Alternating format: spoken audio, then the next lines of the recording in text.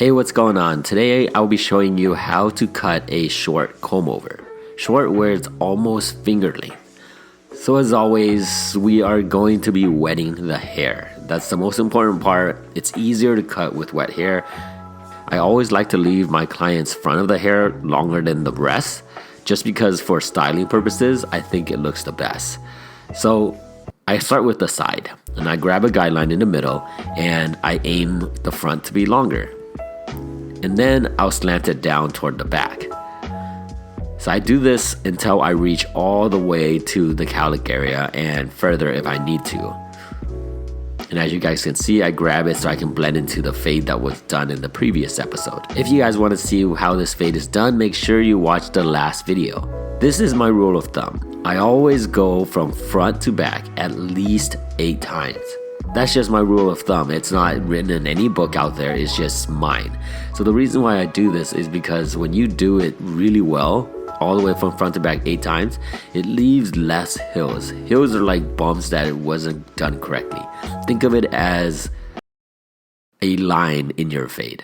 You pull back and you see the guideline that you made, and that's what you cut off. You pull back and then lift your finger up and comb until you see that guideline. I know I'm doing it super fast here, but as you guys can see, there's a guideline right there. So you see it where it's short, that's the guideline. So that's the guideline I made when I did the middle. So what I'm doing is I'm just pulling back and cutting.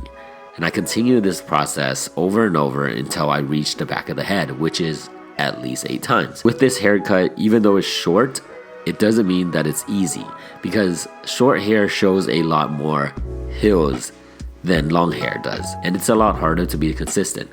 So after cutting the hair on top with your fingers and combs and scissors, you have to go back and check it with scissor over comb. Pull the comb up and then see if anything's sticking out or anything's uneven, then use your shears to cut that part off.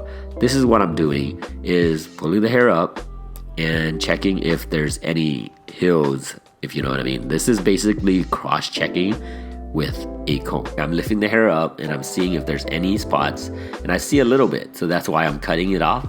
When you do this, you'll see if the hair is pointing out unevenly, that's what you cut off. You don't want to cut off more length, but you want to cut off the ones that are pointing out. And I do this the entire head, okay? Because the guideline's already been made.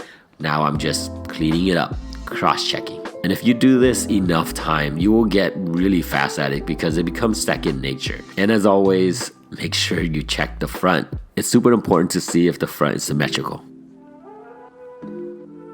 Sometimes you will see that the top of the head does stick out a little bit even after you cut the top. That's the reason why, even if it's the last thing you do, doesn't mean that you should stop there.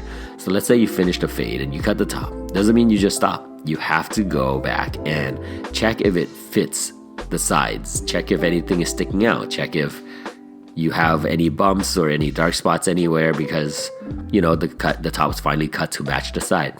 Go back and then clean it up. The top does not mean it's done. And that's very, very important. All right, and yes, clean up your clients and making sure that that length is good for them. If this video was too fast for you guys, go back and check it out one more time, knowing what you know now. Remember what I said and pay attention to it in the video. It's a short video, so it's not that bad to watch again. All right, let me know if you guys have any questions. Leave it in the comment below so I can answer them for you. Other than that, I'll see you guys in the next video.